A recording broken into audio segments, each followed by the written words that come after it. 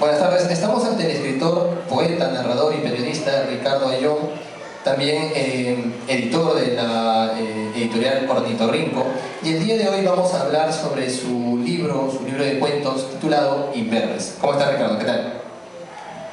Bien, bien, muchas gracias por la invitación y dispuesto a conversar contigo, con los chicos. En primer lugar, mucha gente, muchos te conocen tanto por tus poemas como por tus relatos y también por ser el director de Ornitorrinco. La primera pregunta sería, ¿cómo te sientes tú mejor? ¿Como un poeta, como un narrador, como un editor o como un periodista? Mira, justamente el término ornitorrinco viene por ahí.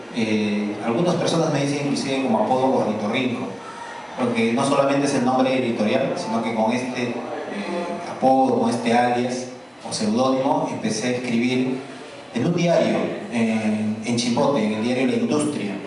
¿Y por qué ornitorrinco? Porque alguna vez alguien, un cronista, Guillermo Cabrera Infante, cubano, dijo que la crónica es el ornitorrinco de la prosa, refiriéndose a que, igual que el animal, es híbrido, ¿no? Es un género híbrido, la crónica, ¿no? Tiene de narrativa, tiene de periodismo, entra poesía, etc. Entonces, yo me siento igual que un ornitorrinco. Yo me siento un escritor de varios géneros. A veces hago crónica, a veces narrativa, otra vez es poesía. Y te soy sincero, lo único que yo busco en el fondo es el estado anímico, el estado de ánimo para ver en qué me siento mejor, y eso es lo que escribo, ¿no? Cuando estoy en poesía me siento muy bien en poesía, cuando estoy en narrativa me siento muy bien en ello, y así sucesivamente, ¿no? Entonces creo que finalmente puedo un ornitorrinco. Pero por lo que yo he leído y también por lo que he escuchado, te catalogan mejor como un poeta. Consideran de que tu poesía está muy bien lograda, que tu poesía, sobre todo que tú tienes una poesía que juega mucho con la prosa. ¿Crees realmente tú esta afirmación que eres un mejor poeta o también te defiendes como un narrador, como es el caso de hoy día del relato Imberbe que vamos a ver? Mira, yo sinceramente, me quieres hacer pisar el palito. Yo sinceramente empecé haciendo poesía, pero lo raro aquí es que yo más leo narrativa. Me gusta, empecé leyendo narrativa, mis primeras lecturas fueron novelas de aventuras, ¿no? Creo que todos empezamos por ahí. La poesía empecé a leerla un poco tarde, y sin embargo lo que me jaló a escribir en primer lugar en esto fue la poesía. Y será por eso quizás que mi poesía, como lo has dicho tú, es en prosa, ¿no? Entonces tengo una poesía bien media narrativa, ¿no? Media narrativa, entonces yo creo que sí, debido al hecho quizás de que mi poesía no es en verso, sino en narrativa. Yo creo que hay personas que piensan que hago una poesía diferente y por lo tanto es más destacable. Es verdad, yo creo que es una poesía un tanto diferente, y dentro de la narrativa en sí, a veces me siento mucho mejor en la crónica que en el mismo cuento o en la novela que he empezado a hacer de nuevo un poquito. Entonces, soy un iniciador, todavía estoy empezando a forjarme en la narrativa, y como habrás visto recién en este libro Imberbe que has leído, ya me dices, estoy iniciándome como narrador, ¿no? Ornitorrinco tiene 6 años y me contabas tú que tienes 70 títulos ya publicados. ¿Cómo nace Ornitorrinco y cuál es la intención de su fundación? Además, ¿a qué autores publicas y qué requisitos se necesitan para estar dentro de Ornitorrinco? ¿Eres tú quien asume los gastos? ¿Es el propio escritor? ¿Hay una coedición? ¿Cómo podrías tú presentar a Ornitorrinco? Ornitorrinco nace el mes de mayo del año 2007. Y nace definitivamente por una necesidad económica.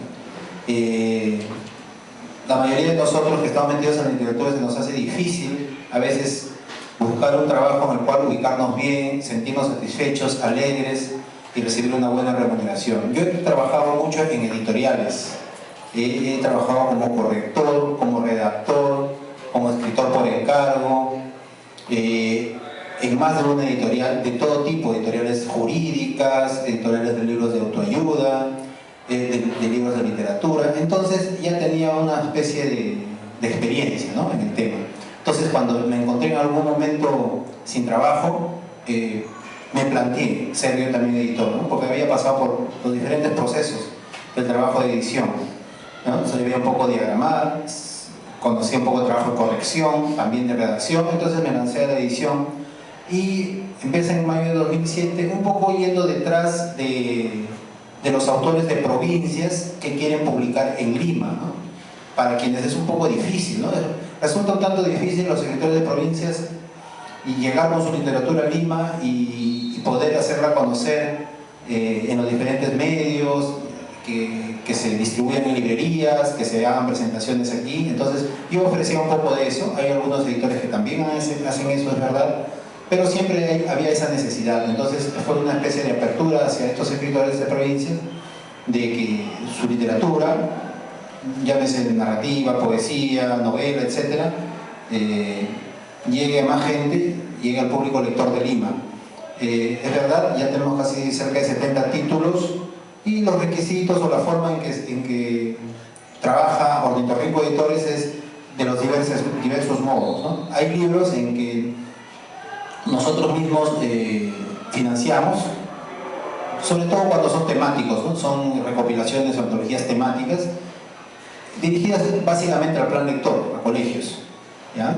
Luego también hay otros libros cuya comercialización es un poquito más difícil. Ahí en ese caso sí, al autor proponemos que mejor sea su financiamiento hecho por ellos mismos, ¿no?, porque ellos a veces tienen un mercado, tienen manera ellos mismos de llegar a un público y de poder venderlos. Por ejemplo, sobre todo cuando son de especializaciones, ¿no?, medicina, ciencias, exacto, ese número de cosas.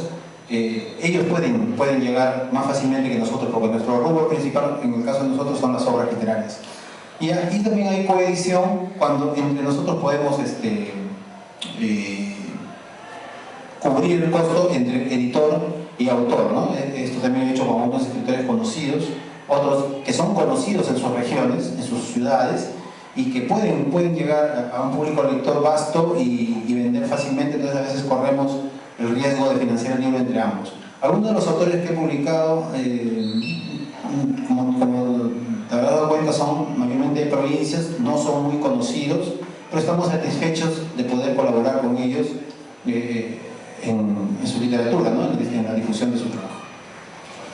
Y hablando de las provincias y de ese trabajo que tú realizas, centrémonos en Imberbes. En Imberbes hay historias que hablan sobre Chimbote.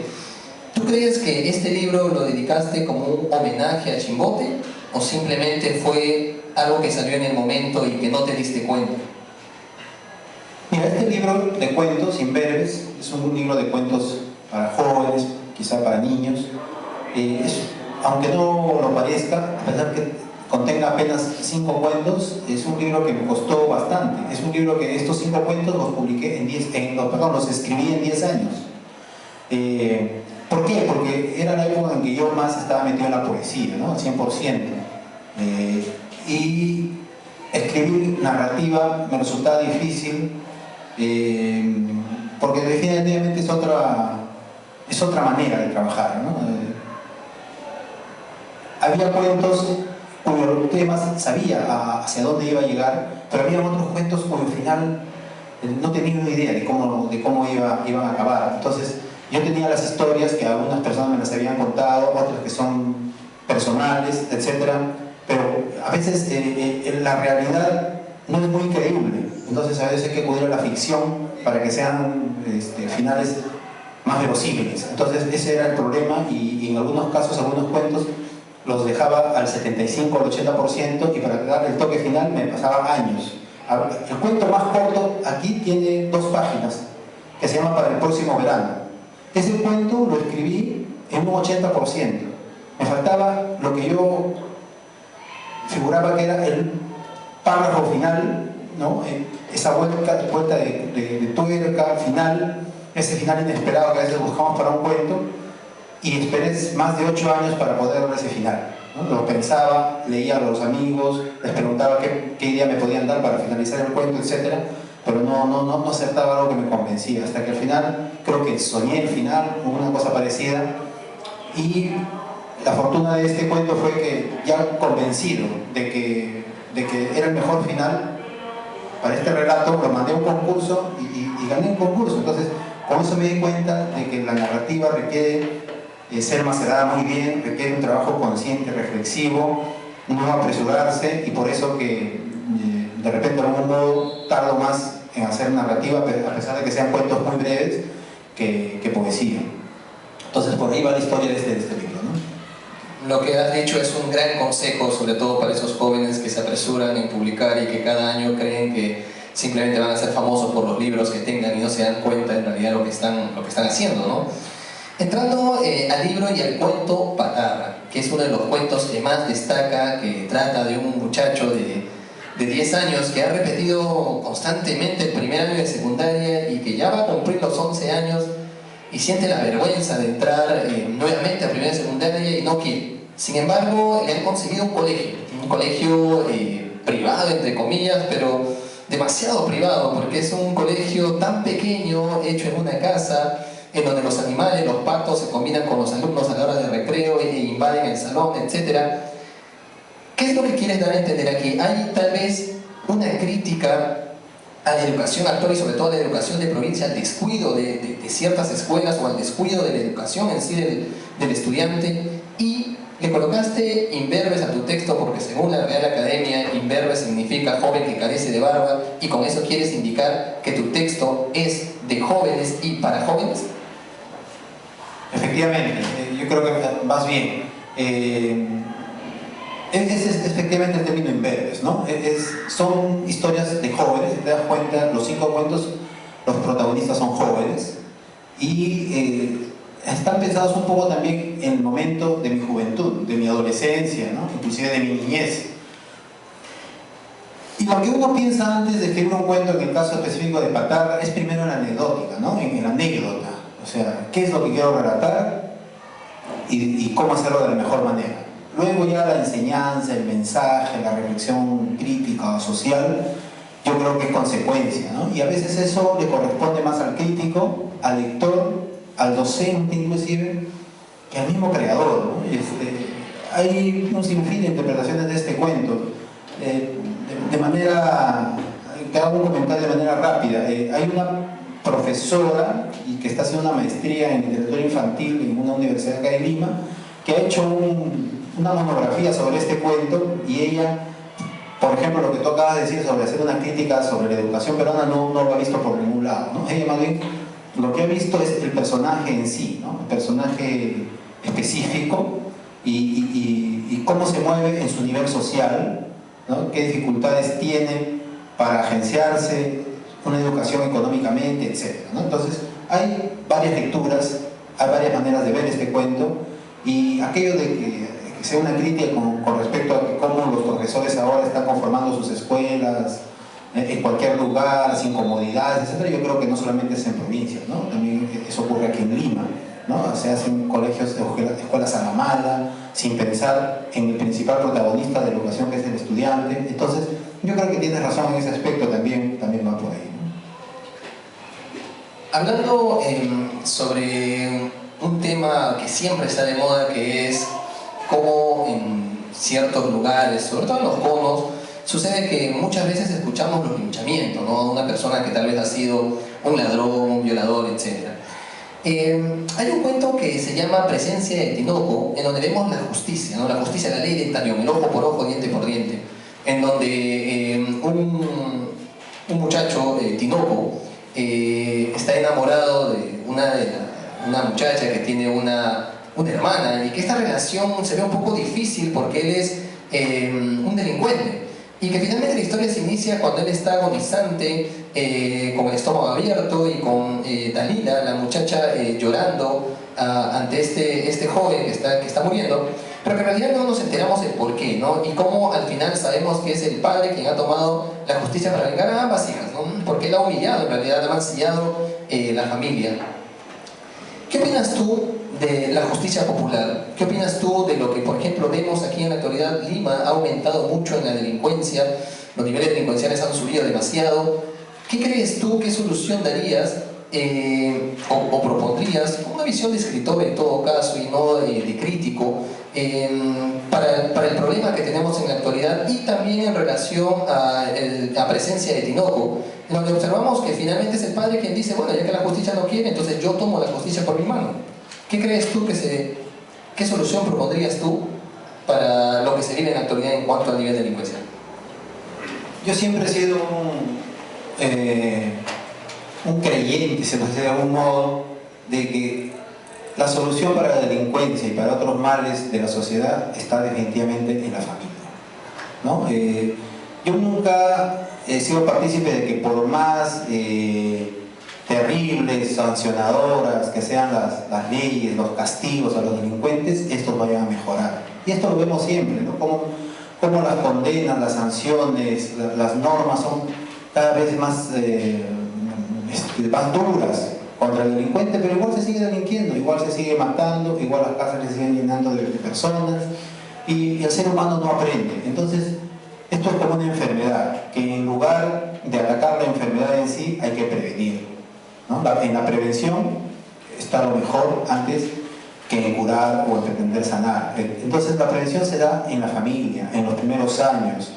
Vivimos en un Estado de Derecho, en una democracia, y yo pienso que el Estado debe preocuparse más que en sancionar, en ingresar en las familias, en hacer trabajo barrio por barrio, familia por familia,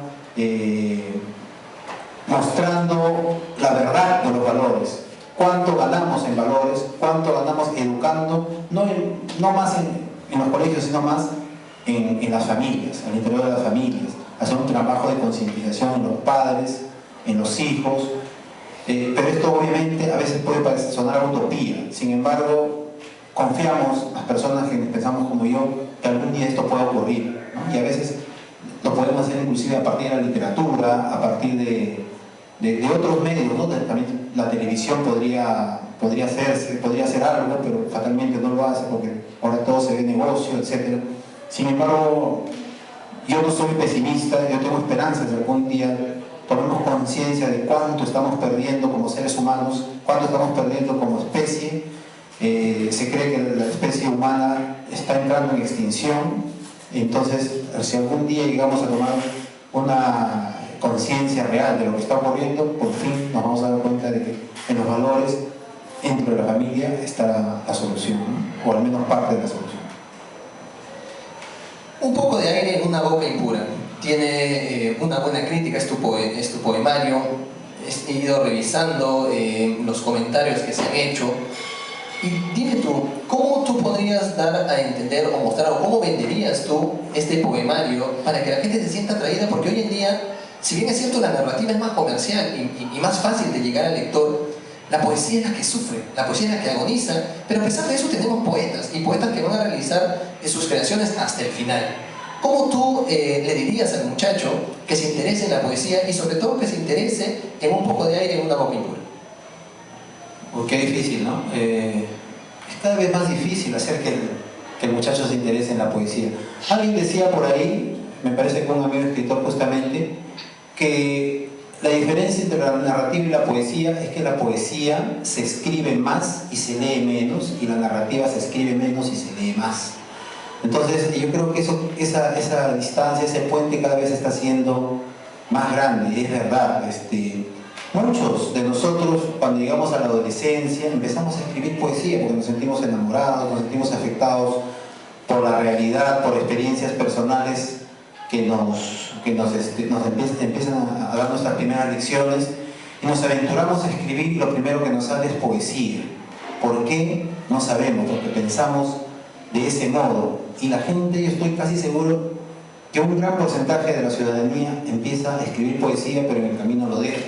O por muchas razones, por vergüenza, porque creen que no están haciendo bien, porque simplemente fue un hobby, o porque solamente fue un impulso, y pocos persistimos en seguir escribiéndola, en seguir educándonos, en seguir practicándola y en seguir mejorándola. Entonces, yo creo que la poesía, que requiere una gran preparación cultural, una gran preparación de lectura, también requiere lo mismo, no solamente de parte de quien la escribe, sino también de quien la lee, ¿no? Porque la poesía cada vez se diversifica más, ¿no? Con la aparición del surrealismo, del vanguardismo, etc., se ha hecho cada vez más difícil. Entonces mucha gente dice, no, no me gusta leer poesía porque no le entiendo, ¿no? Se cree que cada vez se entiende menos a los jóvenes, se entiende menos lo que se hace en poesía, y por eso la gente se distancia. Entonces yo creo que también por ahí es un lado del problema de educación, de preparación, ¿no? De lectura. Mientras leamos menos, vamos a interesarnos menos en la poesía, que aparentemente es cada vez más difícil. Ahora, con respecto a mi libro, bueno, un libro de poesía pues no se hace tanto para vender, ¿no? Más bien es el producto de una emoción, de una sensación, de un sentimiento, de un sentir personal. Y uno lo publica, a veces uno hasta puede pensar que si es solamente eso sería absurdo publicar un libro de poesía, porque si dices que solamente es eso, ¿para qué lo publicas? Vas a perder plata, no vas a recuperar, etc. Entonces uno simplemente lo publica con la esperanza de que llegue a esa gente que realmente le interesa la poesía. Y por eso es que la poesía actualmente pues, se edita en poquísimos ejemplares, ¿no? 200, 300 ejemplares, y llega básicamente a manos de gente que realmente le gusta la poesía, se interesa en ella y está detrás de estos nuevos poetas que traen nuevos aportes, ¿no? en su expresión. Entonces, solo tengo esa esperanza, ¿no? De que mi libro se lea y llegue a esa gente que la pueda comprender, que la pueda sentir. Este libro, Un poco de una boca impura, solamente aparecieron 300 ejemplares hace 5 años. En 5 años se han agotado. Entonces, para que te des cuenta de lo poquísimo que se vende, pero lo bueno es que llega a buenas manos, ¿no? A gente que lee realmente. Pues esperemos sinceramente que la poesía pueda ser nuevamente revalorada. Yo te agradezco mucho esta charla, Ricardo. Y para culminar, finalmente, ¿dónde podríamos encontrar Imberbes? Mira, Imberbes, esta es ya la 4ª edición de Imberbes. La primera edición salió en el 2005, si no me equivoco. Esta 4ª edición aquí en Lima solamente la he puesto por el momento en 3 lugares. En la librería Contracultura, que está en Larco, en Miraflores. Después en una librería nueva que está en Atahualpa con Enrique Palacios, también en Miraflores, que se llama La Casa del Saber. Es una librería que recién tiene 2 o 3 semanas. Les invito también a que la conozcan, está muy buena. La Casa del Saber, en la esquina de Atahualpa con Enrique Palacios. ¿De algún conocido? Es de un boliviano.